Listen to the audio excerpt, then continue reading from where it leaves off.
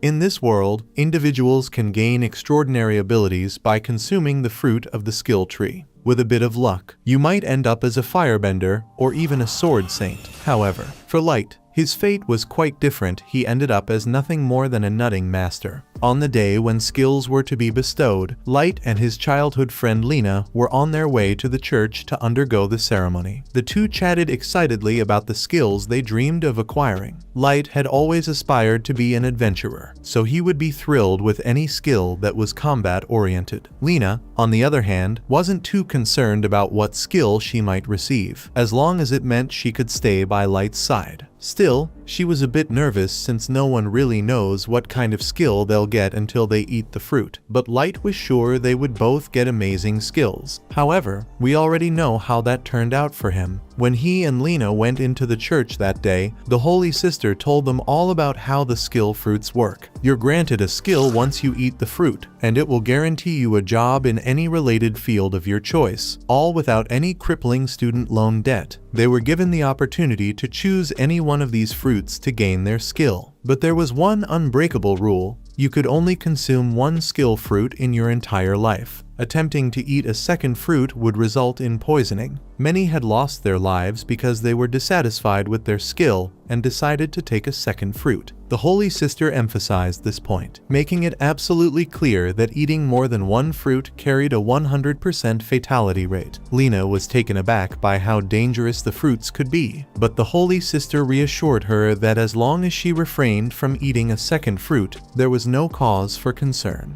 With the warnings out of the way, the Holy Sister told them to begin selecting their fruit. Lena stepped up first. She took a bite out of one of the fruits, and she immediately felt something happening to her body. There was a blinding light, and Lena's body suddenly became very hot. The Holy Sister realized this must be the legendary Sword Saint skill. It was incredibly rare, so she never thought she would get to see someone acquire it in person. But now that Lena was officially a Sword Saint, she was destined to become one of the greatest adventurers in the country. Light was genuinely thrilled for Lena and congratulated her on obtaining such an incredible skill. But now, it was his turn. He approached the altar and carefully selected a skill fruit for himself. While he didn't expect to gain something as extraordinary as the Sword Saint skill, he still hoped for a decent combat skill that would allow him to stand alongside Lena in battle. However, as he took a bite and felt the skill flow into his body, his heart sank. It turned out he was just a nut master. The Holy Sister did her best to offer some encouragement, but it was clear that the only battles Light would be facing were against pests out in the fields. Light was devastated that his dreams of being an adventurer had been ruined, so he asked if he could try again. But the sister was very clear about the 100% fatality rate, so she wouldn't let him eat another fruit. Lena tried to cheer Light up and told him she would stay in the village and grow fruits with him since she didn't care what she did as long as they were together. But the Holy Sister wouldn't stand for all this love and compassion BS. Lena's Sword Saint skill was a once-in-a-decade marvel, so she wasn't going to let her waste that talent by becoming a farmer. She demanded that Lena become an adventurer for the sake of the country, and in fact, she would be taking her to the royal capital immediately so she could begin her training there.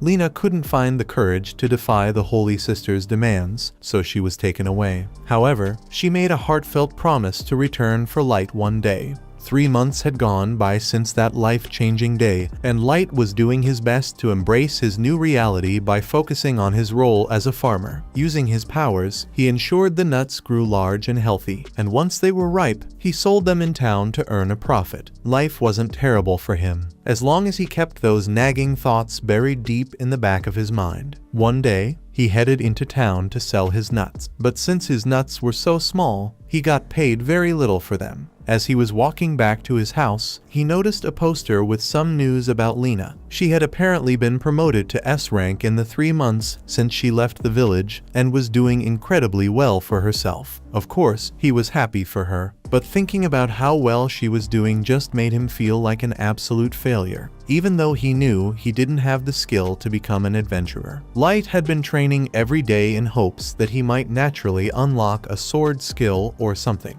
He swung his sword at a tree stump over and over, convinced that if he could manage to split it in half, he could prove himself strong enough to become an adventurer through his own effort. But hard work doesn't always yield results. and all he gained from his relentless training were a pair of bruised wrists. Collapsing to the ground in defeat, he began to wonder if Lena still remembered him. She had promised to return, but with all the fame and fortune she must have achieved, he wouldn't be surprised if she had completely forgotten both his name and his face. Just then, a little girl named Isla walked up to Light and said she brought him a cup of water. She was pretty much an orphan, and the village chief didn't want to deal with her, so he kind of just left her on Light's doorstep one day. Light saw that she had nowhere to go, so he decided to take her in, and the two had been living together ever since. Isla told him she was done with dinner, so if he wanted to, he could come inside to eat, and Light happily obliged. He took his first bite of the food, and while he ate, Isla asked him how today's harvest went. All in all, Light remarked that today's profits were quite decent, especially now that he had started focusing on cultivating skill fruits. He made a point to mention that he had carefully sorted all the skill fruits into boxes clearly marked with skull emojis, emphasizing that Isla absolutely must not eat any of them. Isla, however, hadn't been aware of the dangers associated with consuming skill fruits, so Light's warning was definitely helpful. Or at least it would have been an hour earlier, as she had already used several of those fruits to prepare the stew they were currently eating.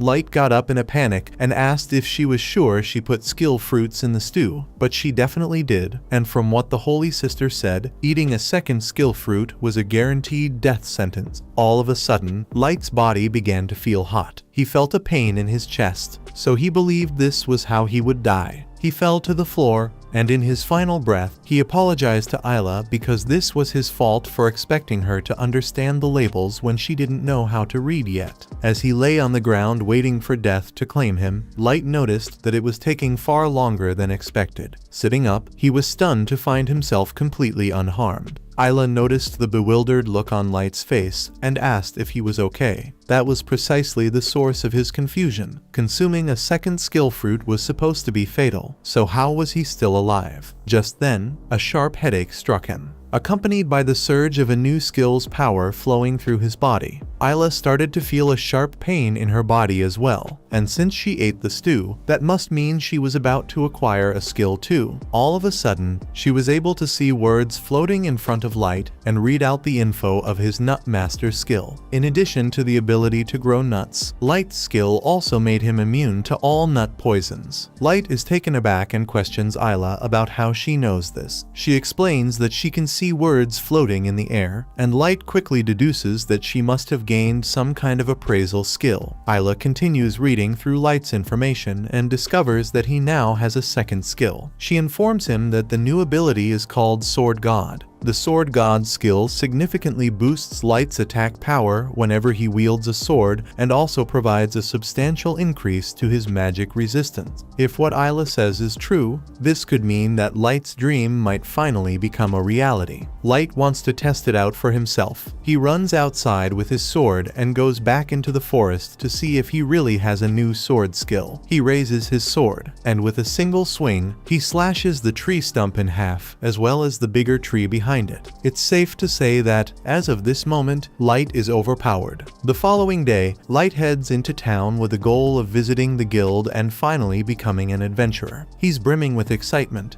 as this has always been a dream of his. The first thing that catches his eye is the notice board filled with bounty quests. If they can successfully complete one, they'll have enough money to buy better equipment and delicious food. However, earning money isn't the only reason Light came here today. He's determined to test just how effective his Sword God skill will be in combat. If things go well, he might finally achieve his goal of becoming an official adventurer. He tells Isla to sit on a bench and wait for him while he gets a quest at the front desk. While he's gone, Isla takes the opportunity to use her appraisal skill on all the people in the guild. She's amazed by all the different types of skills that exist, but she's also shocked by how useless some of them are, like this guy who has a self-damaging skill. At that moment, Isla hears a commotion coming from the front desk. When she looks over, she sees Light caught up in a heated argument with one of the adventurers in the guild. The man recognizes Light as the guy who's always selling nuts in the market and mocks him, declaring that someone like him doesn't belong in the guild. Light, however, pays him no attention and simply turns to Isla, saying they can leave now. The guy is offended that Light would dare to ignore him, so his completely normal reaction is to attack Light with his sword. Light's sword god skill also improves his reflexes, so he is easily able to block the attack. The guy had no idea Light could do that, so he fully intended to catch a murder charge today. The guy's friends see that Light is capable of defending himself, so they convince him to just walk away because this isn't a fight he can win. Jean tries to play off his outburst and claims he never really intended to hurt Light, so he and his friends leave the guild to go on their first mission. Shortly after, Light and Isla leave as well since Light has gotten the quest for them. They make their way to the rocky plains, and Light is filled with excitement at the thought of finally encountering a monster in real life. Knowing how dangerous the area is, he warns Isla to stay close to him. Before long, they spot their target, a slime monster in the distance, and Light readies himself for battle. He moves cautiously, trying to sneak up on it, but the slime notices him regardless. Switching tactics, Light opts for a direct frontal attack. With his newfound strength, he charges at the slime, slicing it cleanly in half and unintentionally splitting the ground beneath it in the process. He's happy that his skill really is useful in battle, but he knows he's going to have to work on his power management so he doesn't cause any more collateral damage. Isla congratulates Light on his first successful quest. They need to cut the slime up and bring the parts back to the guild so they can exchange it for money. Isla says she feels kind of bad about cutting the slime's body up, but Light reminds her that they'll earn enough money for pizza if they sell the slime parts. Isla throws her morals out the window and begins dissecting the slime. At that moment, they hear shouting coming from the other side of the plains. Rushing over, they find Jean and his party under attack by a massive ogre. The group had deliberately chosen an easy quest, planning to kill a slime and head home, but they never anticipated encountering an ogre. The orc swings its weapon at them, forcing everyone to leap out of the way. Even though they manage to avoid the initial strike, it's clear they have no chance of defeating such a formidable opponent. Light calls over to them to ask if they are all right, and as soon as Jean spots him, he comes up with a plan to escape. He and his friends start running straight at Light. Light is a bit confused by what they are doing, but then they run past him, and he realizes they are trying to use him as bait so they can flee. The ogre now intends to attack Light, so he has no choice but to fight it. In fact, this works out well for him since he needs to test the limits of his new skill. The ogre swings its mace toward him, and Light quickly jumps to the side to dodge the attack. However, his approach is dangerous, prompting Isla to warn him that his sword god skill doesn't enhance his defense. If he takes even a single hit, it could be fatal. Despite the risk of death, Light remains determined not to back down. He's resolved to become the world's greatest adventurer, and if he's serious about achieving that dream, he knows he must conquer this challenge. He has finally gotten used to his body's new strength, so Light jumps into the air. As the ogre tries to strike him, he slashes its mace in half. No matter what it takes, he will make sure he catches up to Lena so the two of them can be together again. In one swift motion, he brings his sword down and cuts the ogre cleanly in half, all while Jean and his friends watch from a nearby hill. A short time later, Light heads back to the guild to trade his items for money. The receptionist, however, finds it difficult to believe that he managed to take down an ogre on his own. To prove it, Light presents the ogre horn he brought back, and to back him up, Jean's friends confirm that they witnessed the entire fight and can vouch for him. Convinced by their testimony, the receptionist accepts his story and asks him to wait a moment while she retrieves his reward. Meanwhile, Jean's friends thank Light once again for saving them. At that moment, a crowd begins to gather near the front of the guild, prompting Light to ask if something has happened. Jean explains that the S-rank party has just returned. This is the very same S-rank party that Lena joined, and it's the first time Light has seen her in the past 3 months. Light approaches her and tries to greet her. But to his shock, Lena responds by saying, "I've never met this man before in my life." Light is completely crushed and can't wrap his head around the fact that Lena forgot about him in just 3 months. He's left standing there, his mouth hanging open in shock. Isla, clueless about what's bothering him, tries to lift his spirits and proposes they go out for some pizza. Light agrees and takes Isla to grab pizza, but his gloomy demeanor persists. Frustrated, Isla warns him that if he doesn't pull himself together soon, she'll eat all the pizza herself. Light spent a lot of money on this pizza, so even if he's upset about Lena, there's no way he's letting it go to waste. However, he eats so fast that he ends up choking. Luckily, someone hands him a glass of water to wash it down. He looks up to thank the helpful stranger, but to his surprise, the stranger turns out to be Lena. He's about to yell her name, but Lena covers his mouth and tells him to be quiet. Otherwise, Grouse is going to hear them. She sits down at the table, and Isla introduces herself since this is the first time she's actually met Lena. Lena is just about to question how Light managed to have a kid in only 3 months, but before she gets the chance, Light interrupts to ask her what she's doing there. Honestly, Lena is asking herself the same thing about Light since she never thought she'd encounter him at the guild. Light, clearly proud, tells her that he and Isla have become adventurers. He then goes on to share the story about the skill fruit incident, which allowed him to obtain a second skill. Lena appears genuinely happy for him, as this means he's finally on the path to achieving his dream. Light then asks Lena how her time with the S-rank party Sacred has been so far, but from Lena's expression, it doesn't seem like it's been much fun. She's basically just being forced to fight with a bunch of random people that the Holy Sister selected. The pay is great, but the atmosphere is more toxic than a Call of Duty lobby, so she advises Light to stay away from Sacred if he wants to enjoy his time as an adventurer. Light still doesn't see what's so terrible about Sacred, especially since he's heard so many positive things about them. However, Lena recalls an incident from 2 months ago when their party faced off against a giant serpent. Knowing that serpents are weak to fire, Grouse instructed the mage to attack it with fire magic. The mage complied but went overboard, accidentally setting a nearby farm ablaze when Lena tried to bring it up, hoping they could do something to stop the fire. Grouse showed no concern at all about destroying a random farmer's land. In his eyes, their mission was to kill the serpent, and they had accomplished that. There was no reason to bother with pointless issues like collateral damage, as long as the main job was completed. She tried explaining the situation to the Holy Sister as well, but she cared about it even less than Grouse did. The Holy Sister doesn't care how much property is destroyed or how many peasants are killed as long as history remembers them as heroes. Lena doesn't tell Light about the twisted views of her party, but Light can tell that she's unhappy with them, so he invites her to join him and Isla if she wants. However, as much as Lena would love that, there are circumstances that prevent her from quitting Sacred. She tells Light she's fine, but he can clearly see her crying, so he knows something must be wrong. However, Lena doesn't want to drag him into her mess, so she leaves the table. A short time later, Light heads to the front desk to claim his reward for defeating the ogre, and is handed 10,000 gold pieces, an amount of money far greater than anything he's ever seen before. Yet, he doesn't feel the slightest bit excited. His mind is consumed with worry about Lena, but he realizes he can't help her unless he figures out what Sacred is compelling her to do, and she refuses to tell him directly.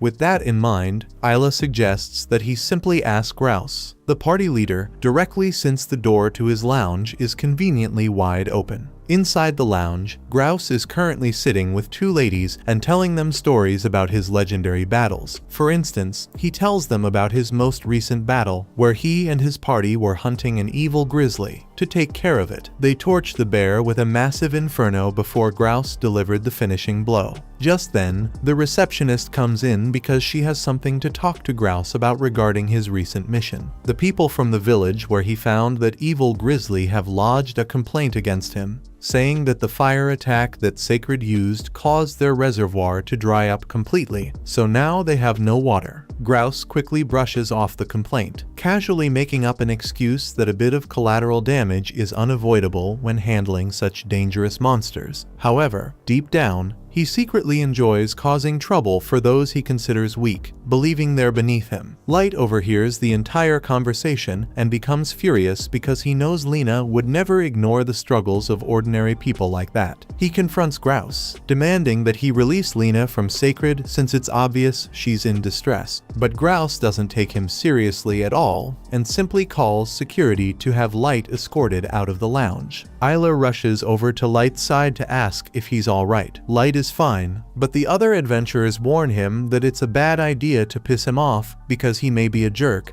But angering him will get you on the Holy Sister's bad side, and if she's got a grudge against you, then it's safe to say that your adventuring career is over. The following day, all the members of Sacred gather in the lounge, indulging in self-praise and reveling in their supposed greatness. Meanwhile, Lena reflects on what Light said about leaving Sacred if it was causing her so much pain. Summoning her courage, she finally speaks up, announcing to everyone that she wants to live as an adventurer guided by her moral code, which is why she's leaving Sacred immediately. As she begins to walk toward the exit, Grouse suddenly blocks her path, moving with alarming speed, and threatens to kill her for having the audacity to defy him. Lena is about to draw her sword to defend herself, but realizes that even with her sword saint skill, it would still be impossible for her to defeat Grouse in one-on-one combat. So, she's forced to submit and takes her hand off her blade. Grouse then backhands her to the floor and begins a half-hearted speech about how she should persevere for the sake of all the people their party will save in the future. He tells her that she's going to have to keep persevering until the day she dies in battle. On that same day, the Sacred party prepares to leave town, and Lena has resigned herself to a life of being forced to serve under Grouse. However, as they begin their departure, their path is suddenly blocked by Light. Grouse demands to know why Light is standing in their way, to which Light boldly declares that he's there to take back his friend. He turns to Lena, saying that he and Isla were about to go hunt some monsters and would love for her to join them. After all, they made a promise to each other to become adventurers together, and he fully intends to keep that promise. Lena remembers the promise and would love to go with Light, but she doesn't have the strength to go against Grouse. She asks Light to just leave her alone before he gets hurt. Since Lena has rejected Light's offer, Grouse tries to get him to go away, but Light hasn't given up yet. Instead, he declares that he wants to have a duel with Grouse for Lena's freedom. Grouse initially rejects the duel since he has no reason to fight a random nobody, but then Light taunts him by asking if he is scared of losing to a nobody. Grouse couldn't let such public disrespect slide, so he ends up agreeing to Light's duel and plans to make an example out of him. Grouse, however, sets a condition: if Light loses, he will be permanently banned from the Adventurers Guild and will never be allowed to set foot in the city again. Light agrees to the terms without hesitation, but Lena pleads with him to reconsider. Fearing he has no chance of winning against Grouse in a sword fight, Grouse draws his sword, ready to strike, but before he makes a move, Isla scans him and warns Light about his Godspeed skill. This ability enables Grouse to close the gap with his opponent almost instantly, so Light must stay on guard against it. Light readies his sword as well, but to keep things fair, he announces that his skills are Nut Master and Sword God. However, Grouse doesn't believe him since there's no way anyone could possibly have two skills. Grouse then closes the distance instantly to attack, and Light could barely see the attack coming, but he does manage to block it. Grouse then repeatedly strikes at Light, forcing him into a defensive position because he can't keep up with all of Grouse's attacks. Light manages to put some distance between them,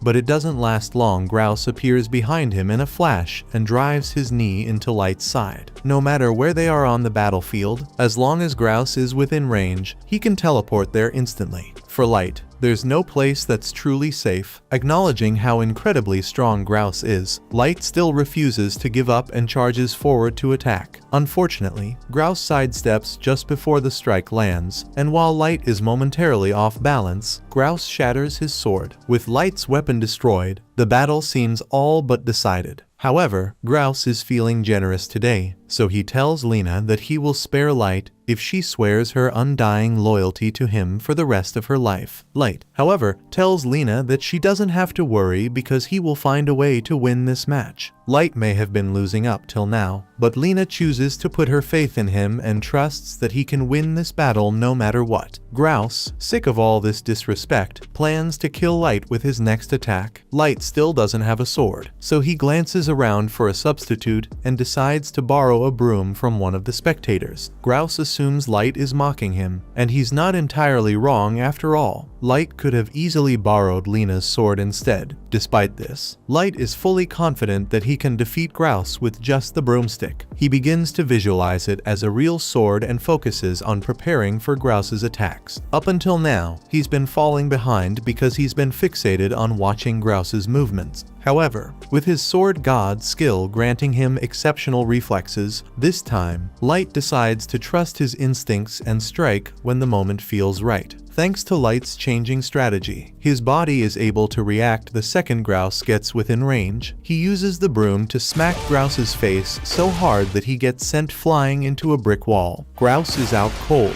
so Light is officially the winner of their duel. Just to make the point clear, Light turns to the other members of Sacred and tells them that if they come after Lena again, then they will have to deal with him. He then turns to Lena and tells her that she's finally free. Once again, he invites her to join his party, and Lena happily accepts. A week has gone by since Light's duel with Grouse, and not much has changed since then. He's still tending to his nuts, but now he has Lena by his side, which has made him much happier. Lena has prepared lunch for everyone, and as they eat, she asks Light about the injuries he sustained during his fight with Grouse. Light reassures her that he's feeling great now and is ready to finally join Lena on a mission. Normally, this would be his dream come true, but there's still one lingering problem. Every so often, Lena gets a visitor sent by the Holy Sister. For the past week, this visitor has been trying to get Lena to meet with the Holy Sister to discuss her decision to leave Sacred. However, Lena says there's nothing to discuss because there's nothing that can make her change her mind. Unfortunately, since they've earned the scorn of the Holy Sister, they are now being targeted. As a result, when they go to the guild to pick out a quest, they're only offered the worst jobs available, like killing sewer rats. These jobs don't pay much, so managing their finances is going to be a challenge. However, Lena doesn't seem bothered by it, as she genuinely enjoys being able to help people. She finds fulfillment in tasks like rebuilding destroyed homes, clearing out the sewers, or locating a missing cat. By the end of the day, they've only earned 100 coins, barely enough to afford 3 pizzas. Even so, Lena feels much happier now that she's making a real difference in people's lives, and Light is having more fun than he ever has before. Meanwhile, at the Holy Sister's Cathedral, she informs her assistant that she plans to assign Lena's new party a real job soon. However, this task is S rank, one of the most challenging missions possible. It's unclear whether or not she's secretly hoping that Light doesn't survive the ordeal.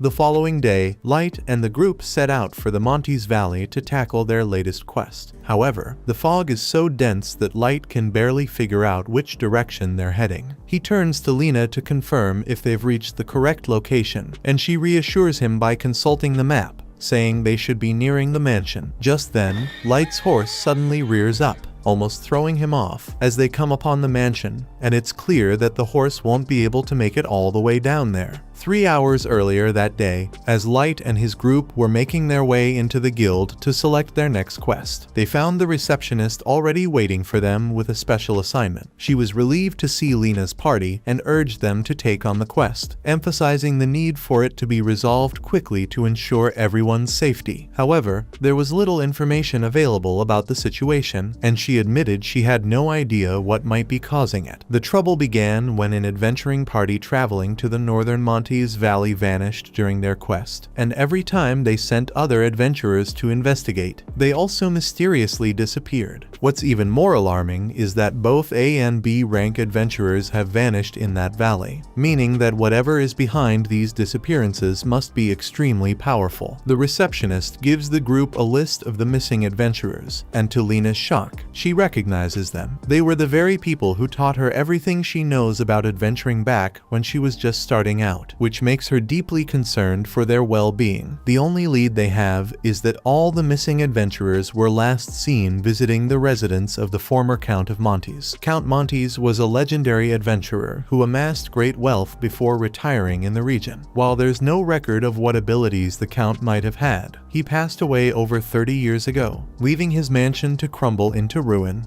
Anyway, the mission for Lena's party is to find the missing adventurers as well as determine the cause of all the disappearances. Lena is hesitant to agree to this job since even A and B rank adventurers went missing without a trace. But on the other hand, Light seems really excited because he has always wanted to visit the Montes Valley. Plus, this job will actually earn them a decent reward. so even Isla is on board since it means more pizza for her. The receptionist is just now noticing that Isla is here, so she asks Light if he really intends to take her along with him on the quest. Light tells the receptionist that Isla is a very dependable appraiser, so it's essential for her to accompany him on quests. But that statement raises even more questions since kids as young as Isla shouldn't have skills yet. Light explains that she accidentally ate a skill fruit a while ago, but she didn't die or anything, so everything's fine. With that, the group begins their journey toward the Montes Valley, and now we return to the present. The group is carefully making their way along the side of the mountain, with a steep drop below them. Light reminds Isla to be extra cautious as he takes in the massive mansion ahead. Light finds it hard to believe that someone could amass enough wealth from adventuring alone to afford such a place. However, Lena doesn't think it's too surprising after all. She's only been an adventurer for a few months, and she's already saved enough to buy a house. Light had thought about it before, but now he's even more inspired to build a grand home like this one, where he can grow his fruits and train to his heart's content. Isla gets caught up in the excitement, exclaiming that she wants to build a candy house for herself. Unfortunately, her enthusiasm seems to cloud her judgment, as she starts jumping for joy right on the ledge. As soon as she lands, the ledge collapses beneath her feet, sending her plummeting toward her doom. However, with his quick reflexes, Light manages to grab her hand just in time, only to lose his own balance and tumble over the edge with her. Lena tries to pull them back to safety, but she gets dragged down as well, and the entire group ends up falling. As they plummet, Light realizes he needs to act fast to avoid a disastrous landing. Thinking quickly, he draws his sword and uses it to slash through the air, generating enough wind pressure to slow their descent. Thanks to this maneuver, they all manage to land safely in one piece. However, just because they survived the fall doesn't mean they are safe, since Lena and Isla soon realize that they've been surrounded. Light doesn't seem too bothered since he's sure he can handle whatever kind of monsters these are, so he charges forward and slashes one of the monsters in half. Light was right about the monsters being easy to defeat, but Lena and Isla realize that these are no ordinary monsters. Now that they mention it, Light pauses for a moment to take a proper look at the monsters, and to his horror, he realizes that they are all adventurers. Isla uses her appraisal skill on the adventurers and informs the group that they've all been turned into undead after being bitten. She also points out that these undead adventurers retain the same skills they had when they were alive, so she warns Light and Lena to exercise extreme caution while facing them. Meanwhile, Light is in the middle of a major moral dilemma because he can't come to terms with the fact that the monster he was so excited to slay used to be human just like him. He gets so distracted that he nearly gets bitten by one of the undead. But before that could happen, Lena steps in and slices it in half. She can understand why Light would be hesitant about fighting the undead, but at the same time, it is their duty as adventurers to put their former comrades to rest. Light understands what she's saying, so he agrees to fight. But for now, they have to retreat into the mansion since there's a chance that there might be survivors in there. Unfortunately, when they open the front door, they discover even more undead adventurers waiting inside. Lena immediately takes the lead, rushing forward to carve a path, cutting through several of the undead with precision. Light is impressed by Lena's deep knowledge of monsters, as she adapts her attack strategies based on her opponents. She knows that undead creatures still resembling humans can be defeated by stabbing through the heart, while skeletal ones require their spines to be severed. Such precise attacks take incredible skill, and even though Light's Sword God skill is technically more powerful than Lena's Sword Saint skill, she still surpasses him in actual combat ability. However, just because he's not as skilled doesn't mean he's going to stand back and let her handle everything alone. Determined to contribute, Light draws his sword and charges at the undead. Light begins cutting through the undead monsters as well, but while he's doing well against them, he completely forgets that Isla has no fighting skills. Stepping away leaves her vulnerable to attack. An undead sneaks up behind her and is about to strike, but just before she could be hit, Lena dashes forward and stabs the undead through the guts in its armor, killing it in one blow. Once the undead disintegrates, Lena asks Isla if she's okay, and Isla begins praising her for being so cool. Lena feels really flattered. but she can't let herself become too overconfident. That little slip-up Light made could have easily cost Isla her life, so he swears that from now on, he will fight with a clear head and won't hesitate anymore so they can all make it out of this alive. With all the undead on this floor taken care of, Lena suggests they move on to the second floor. However, before proceeding, Light brings up something that has been bothering him. They were sent on this mission because 18 adventurers had gone missing here, but even if those adventurers were turned into undead, he and Lena have already defeated far more than 18 undead so far. The only possible explanation is that there were already a large number of undead monsters in this mansion beforehand, but that doesn't add up either. There's no reason for undead to just randomly spawn here. As they head up the staircase, Light notices the painting of Count Monty's, and there's something unsettling about it. But even more unsettling is the fact that there's a girl dancing somewhere in the castle, and she's looking forward to all the fun ways she could kill Light. As the three of them run down the hallway, they are suddenly jump-scared by an undead that lunges at them. But before it could infect anyone, Light manages to chop its head off. They may have taken care of that first one, but there are a lot more where that came from. So Light and Lena have a lot of work ahead of them. The undead on this floor appear to be using strategy, as evidenced by the ambush they set up. Light asks Isla to scan them and see if she can uncover any useful information. Following his instructions, Isla discovers that these undead have been tamed and are being controlled by someone giving them orders. At that moment, Light notices several threads connected to the undead, and after scanning those as well, Isla realizes that the threads are transmitting magic power to them. This means that whoever is orchestrating this must be at the other end of those threads. After following them for a while, they come across a door where all the threads converge. Light tells everyone to be prepared since they don't know what kind of danger they may face once they head inside. But as he opens the door, all he finds is an empty ballroom. All of a sudden, the girl behind this whole thing appears. While Light was initially glad to finally see a living person, he can tell that she doesn't seem very friendly. Isla uses her appraisal skill on her and discovers that Draitna's skill is necromancy, meaning she can control the dead and even use their unique skills as her own. Having her skill appraised so nonchalantly was deeply irritating to Draitna, and she considers taking Isla out first out of sheer annoyance. Before she can make a move, Light steps in and asks if Draitna was sent here on a mission from the guild, suggesting that if that's the case, there's no reason for them to fight. However, the girl denies it outright, stating that her sole reason for being here is to kill Light. Light doesn't understand why she would be here specifically to kill him because he has never met her before, but Draitna doesn't have a personal grudge against him or anything. She was just given an order to kill him, so that's what she's going to do. Light asks her who gave the order, and it may or may not have been a certain holy sister, but Draitna isn't going to confirm anything. Regardless, if Draitna's goal has always been to kill Light, she must have come here and killed all those adventurers just to lure him out. Lena also finds it strange that she has never once heard of a skill as powerful as necromancy, but she doesn't have much time to think about it because Draitna is beginning her attack. If Light and Lena work together, it's not that hard to deal with the undead, but Draitna has no interest in Lena. Instead, she lures Lena away from Light and sets her up to fight the undead versions of her mentors, Bork and Shira. Lena is horrified to learn that they actually died here, so she is stunned by grief for a moment, but Isla yells over to warn her that these two are a lot more dangerous than the others. They still have full control over their skills, so Bork can grow claws to increase his attack speed and power, while Shira can create a mirror image of herself to attack multiple times. Lena is struggling to keep up with the undead's powerful skills, but thanks to Isla's timely warnings, she manages to defend herself. Meanwhile, Draitna grows increasingly annoyed with the support Isla is providing and decides to eliminate her first. She sends an undead to attack Isla, but this time, Light is ready. Just before Isla can be harmed, Light rushes in and grabs her, vowing to protect her no matter what. However, fighting while ensuring Isla's safety proves to be a daunting task. Draitna continues to send undead after Light, and the moment he shifts his focus, she seizes every opportunity to target Isla directly. Light finds himself barely able to keep up with the relentless onslaught. Meanwhile, Lena is still struggling to come to terms with the fact that she has to kill her mentors. When she was first brought to the holy holy city, these two were the first people to show her kindness, so she owes them a great deal. Yet now, she finds herself fighting for her life against them. As much as she doesn't want to do it, she knows that she needs to kill them so she can go help Light and Isla, so she cuts the threads above them to release Draitna's control and prepares her sword to finish the two off. As she does this, she sees a vision of their souls, and they tell her that she doesn't have to feel guilty about finishing them off because it's the right thing to do. With a heavy heart, Lena raises her sword and cuts the two in half. Meanwhile, Light continues to struggle to protect both himself and Isla, as the undead seem endless no matter how many he defeats. Suddenly, he realizes something doesn't add up. There's no way Draitna could have an infinite supply of undead at her disposal. To investigate, he asks Isla to determine whether Draitna has the ability to create undead. According to Isla's appraisal, Draitna lacks that power and can only control undead that already exist. With this revelation, Light urges Isla to examine the situation more closely, convinced that there must be a hidden secret behind the seemingly endless army of undead. Draitna is impressed that Light managed to deduce she's hiding a trick, but she's determined not to let Isla uncover what it is. She immediately sets her sights on eliminating Isla. Light, however, refuses to let that happen and quickly destroys the undead attacking her. Realizing that Draitna is now targeting Isla directly, he knows he can't leave her side for even a moment. Thinking quickly, he comes up with a solution. He places Isla on his back so he can fight at full strength while keeping her safe. While Isla clings to his back, Light inquires whether she can deduce the reason behind the constant appearance of the undead. However, with the zombies constantly shifting and moving, her skill struggles to lock onto anything specific. To provide her with a wider perspective on the situation, Light leaps into the air and grabs hold of a chandelier. From this vantage point, Isla begins scanning all the zombies for any signs of unusual activity. Meanwhile, Light's arm is throbbing in pain, prompting him to urge Isla to speed things up. Before long, Isla identifies the source of the undead swarm and informs Light that one of the zombies in the back possesses a summoning skill. And this isn't just any ordinary zombie, it's none other than Count Montes himself. Draitna is none too pleased about how close they're getting to uncovering her secret, so she attempts to eliminate them. While Light remains suspended from the roof, she summons a Soul Reaper to go after them. After scanning it, Isla warns Light that even a single touch from the scythe will turn him into an undead, making it critical to avoid being hit. To dodge the attack, Light is forced to leap down. At least now they finally understand why there were so many zombies in the area. The Soul Reaper was responsible for turning those adventurers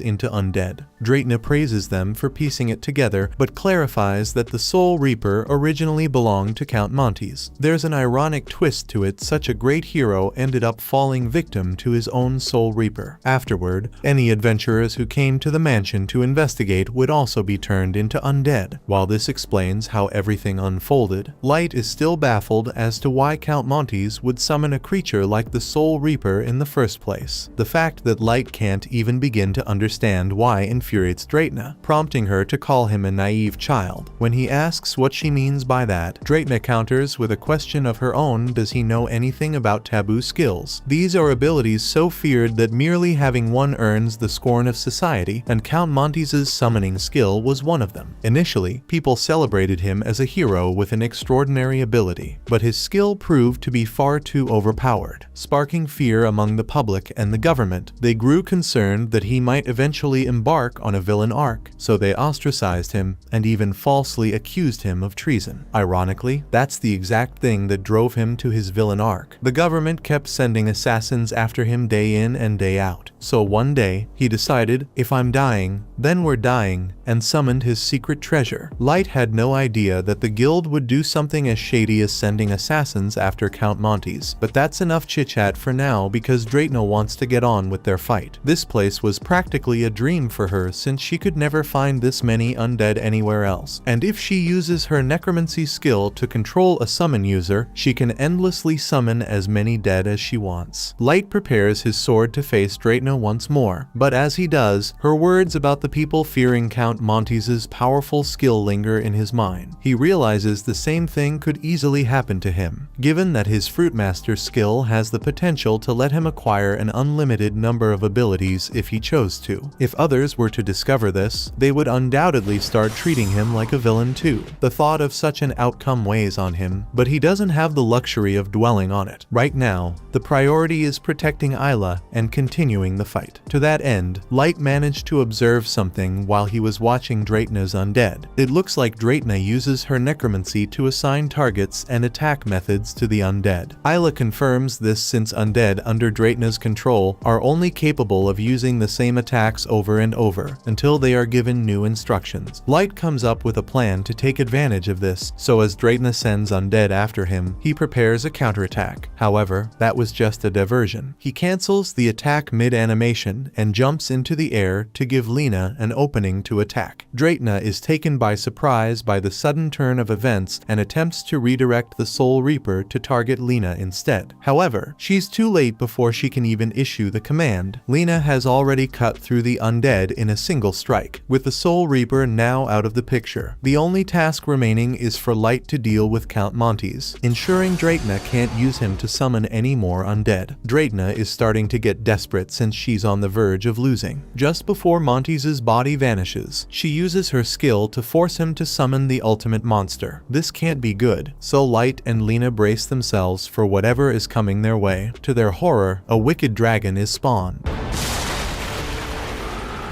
Draitna is overjoyed that the summon spell actually worked, but she failed to realize that the dragon isn't undead, so she has no control over it and gets tail whipped away. Lena can hardly believe her eyes as she stands face to face with a wicked dragon, a creature so powerful that even S-rank parties avoid hunting it. Light, however, confidently suggests that they should be able to defeat it if they combine their efforts. Isla quickly shuts down that plan, pointing out that the dragon is entirely immune to slashing attacks. Despite the clear warning from someone with the appraisal skill, Light remains convinced that his sword god skill will give him an edge. Without hesitation, he leaps into the air and attempts to slash the dragon. However, his sword ends up shattering as a result, and he nearly gets hit with a face full of dragon's breath. When he lands, Isla yells at him for not listening to her. There aren't many options left, and the second they turn their backs to the dragon, they are bound to get attacked. Lena is starting to think about sacrificing herself to make sure Light and Isla can get out of this alive. But luckily, Isla has a better plan in mind. She pulls out a skill fruit and tells Light to eat it. While there's no guarantee that a skill fruit will help here, it's their best option. Meanwhile, despite being severely injured by the dragon, Draitna feels content with how things have turned out, convinced that there's no way Light can possibly survive against such a beast. Shortly after, she loses consciousness, and a man appears, picks up her body, and teleports away. Returning to Light and the others, Lena questions Isla about why she's carrying a skill fruit, to which Isla responds that she thought it might be useful. Given the danger posed by the wicked dragon,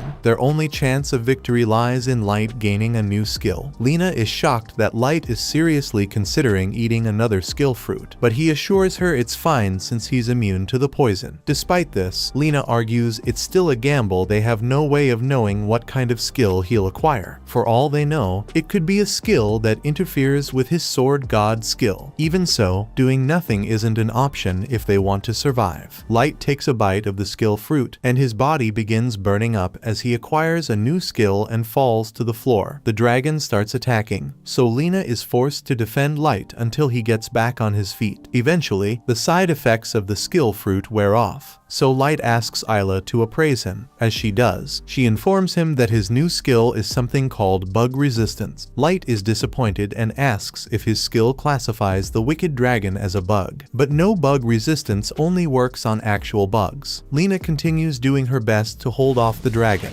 but it's clear she won't be able to keep it up for much longer. Light turns to Isla and asks her to hand him 2 skill fruits at once. Isla hesitates, warning him that eating 2 at the same time could have unpredictable effects on his body. However, Light insists that it's a risk he has to take to increase his chances of gaining a useful useful skill. He bites into both skill fruits, but much to his disappointment. The first skill he acquires is called Cat Charmer. It only makes cats like him. The second is Weapon Durability Boost, which is completely useless to him now since his sword is already broken. On top of not getting any useful skills, eating 2 skill fruits at once has adverse effects on his body. If he doesn't get a good skill on the next attempt, he's not going to be able to move anymore. At this point, Lena is starting to wear herself out, and as she goes to attack the dragon again, her sword shatters and the dragon whips her into a wall. She's pretty much down for the count now. Seeing Lena in trouble, Light takes another bite of a skill fruit, hoping this time it grants him something useful. Fortunately, the skill he gains seems promising. As the dragon closes in on Lena, Light hurls a rock at its face to divert its attention. With the dragon now focused on him, Light readies himself to face it using his newly acquired skill. Curious, Lena asks Isla what skill Light just gained, and Isla explains that it's called Sleep Pixie. This skill allows Light to summon a cute pixie, and anything that inhales the pixie's dust will fall asleep. Light activates the Sleep Pixie and sends it at the dragon. While the dust is effective, the dragon is really fighting to stay awake. At this distance, the dosage of pixie dust isn't strong enough to force the dragon to fall asleep. According to Isla, Light's pixie can only fly up 3 meters away from him, so he needs to find a way to get close to the dragon's face. He comes up with an idea and picks up his broken sword so he can activate his Sword God skill. Light hurls the blade at the ceiling, causing the roof to collapse. As the debris crashes to the ground, he uses the falling rubble as stepping stones to reach the dragon's face. Once there, he unleashes the pixie dust again, and this time, the dragon is knocked out cold. With the dragon incapacitated and unable to attack, Light urges them to move quickly and escape. As the building is on the verge of collapsing, they manage to get outside just in time, moments before the mansion crumbles to the ground behind them. Now that they are safe, Lena asks Light if he's alright after eating all those skill fruits. Light tells her he's fine since he doesn't want Lena to worry about him, but he is clearly out of breath, so something is definitely wrong. The group rides back to town on their horses, and Light is fighting just to stay conscious. By the time they finally reach the city gates, Light's body gives out, and he collapses to the floor. Meanwhile, the cloaked man returns Dratna to the Holy Sister and prepares to leave. Before he departs, the Holy Sister stops him and asks for his thoughts on Light after observing him. The man admits that Light is far stronger than he initially expected, particularly since he was able to defeat a dragon. However, the man reassures her that he doesn't believe Light poses any real threat to her plan. The Holy Sister hadn't anticipated that Light would be this powerful, as the strength he's displayed is comparable to that of the a priori. There's clearly something unique about him, but regardless of what it is, she already has significant plans for him in the coming future. Watch this next video on screen and subscribe to not miss next part.